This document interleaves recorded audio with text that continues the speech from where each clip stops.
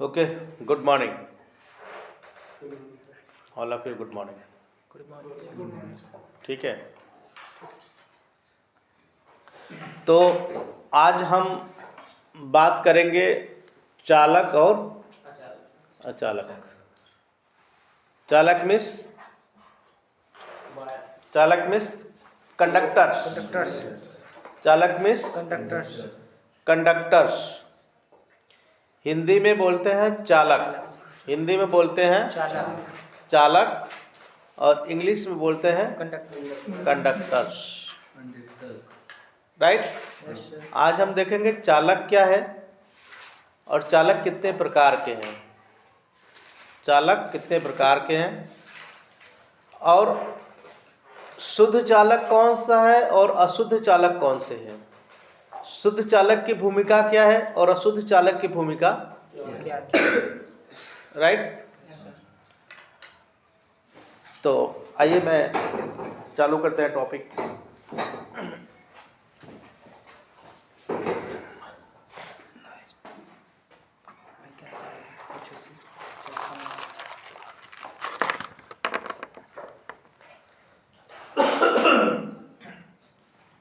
चालक और अचालक। सर चालक में क्या रहेगा?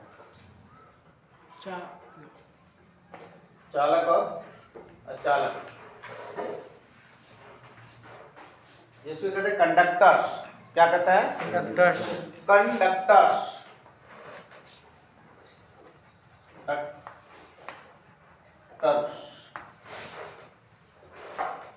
चालक किसे कहते हैं? चालक किसे कहते हैं और चालक कितने प्रकार के हैं, कितने प्रकार के होते हैं।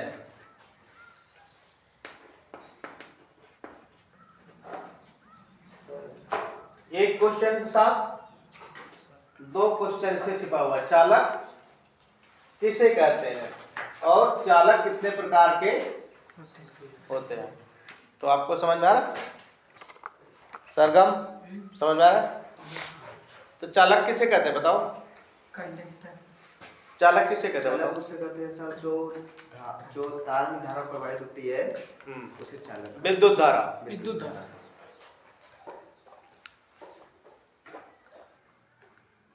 एक जगह से दूसरे जगह विद्युत धारा की प्रवाहित गति को हम लेके जाकर इस्तेमाल करते हैं ना।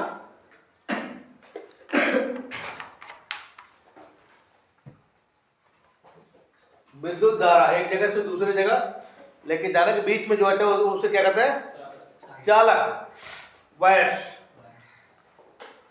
तो चालक उसे कहते हैं, किससे कहते हैं? वायर्स को। किसको कहते हैं? वायर्स। एक जगह से दूसरे जगह पावर सप्लाई को लेके जाने के लिए बीच में जो इस्तेमाल करते हैं वो है वायर्स और उसे ही कहते हैं चालक। जैसे चालक कितने प्रकार के, लिख लेना आप लोग। चालक कितने प्रकार के हैं? चालक निम्नलिखित प्रकार से होते हैं। कई प्रकार के हैं। चालक निम्नलिखित प्रकार के हैं। निम्नलिखित प्रकार के होते हैं या कई प्रकार के हैं, कई प्रकार के होते हैं। जैसे में गोल्ड, क्या बोलते हैं? गोल्ड। गोल्ड मीन्स सोना।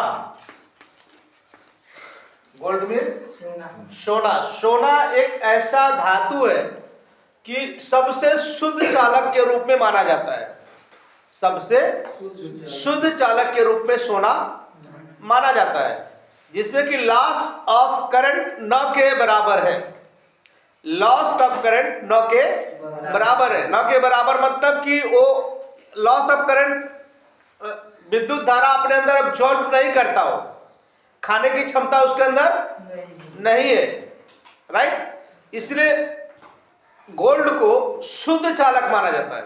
क्या माना जाता है? सबसे शुद्ध, प्योर। इलेक्ट्रॉन्स या इलेक्ट्रॉनिक्स ऐसे कई ऐसे धातु से बना हुआ उपकरण होता है जो कि सोने का आज भी इस्तेमाल किया जाता है।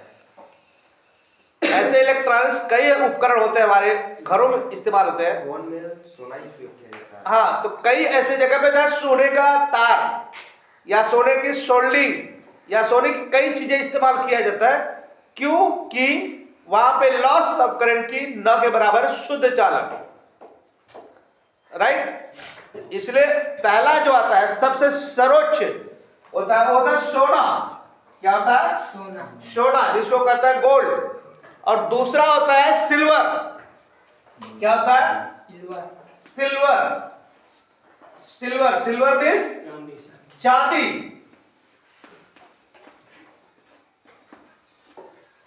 चांदी भी एक प्रकार का शुद्ध चालक है। चांदी भी शुद्ध चालक है। चांदी भी शुद्ध चालक है। और इसके बाद आता है ब्रास। क्या आता है? ब्रास। ब्रास मीन्स पीतल। पीतल, ये भी शुद्ध चालक है। ये भी शुद्ध, एक स्टेप से दूसरे स्टेप, दूसरे स्टेप से तीसरे स्टेप, तीसरे स्टेप से चौथे स्टेप, ऐसे एक एक चालक थोड़ी थोड़ी। अभी हम आगे आएंगे तो देखेंगे कि यहां पे नाइक्रोम,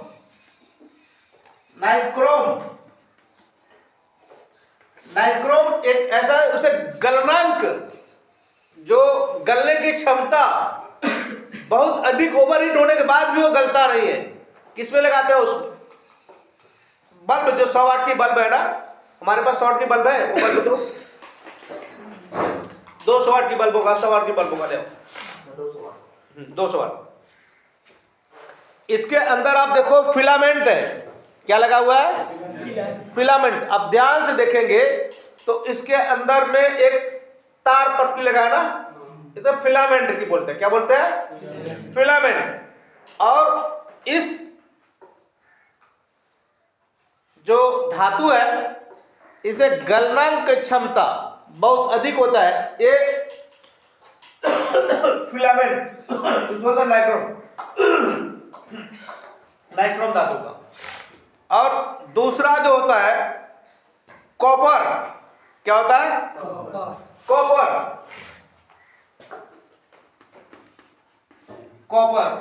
कॉपर का हिंदी में क्या आता है? तांबा। क्या कहता है? तांबा। और फिर इसके बाद एल्युमिनियम।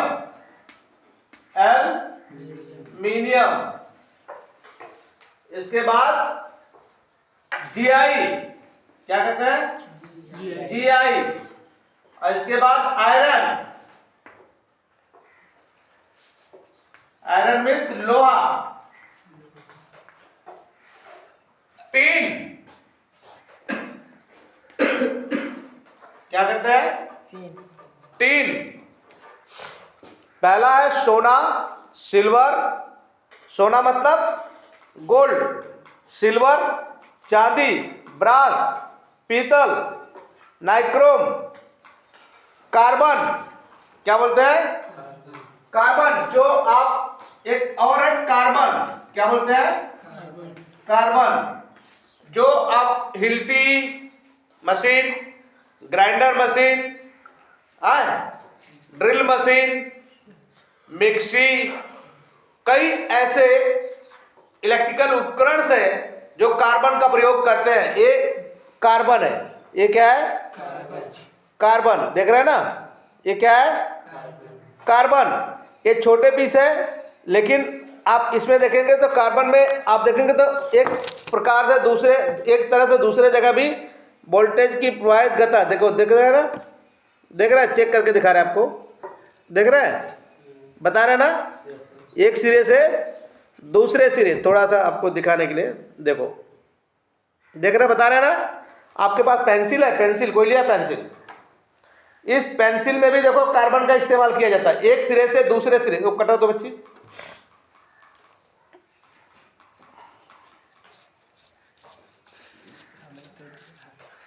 देखो ये पेंसिल देख रहे हैं ना, ये पेंसिल में भी विद्युत धारा प्रवाहित कर सकते हैं, हो सकता है। इसके अंदर जो देख रहे हैं कार्बन का है ना, एक सिरे से दूसरे सिरे लगाओगे तो करंट पास कर जाता है। देखो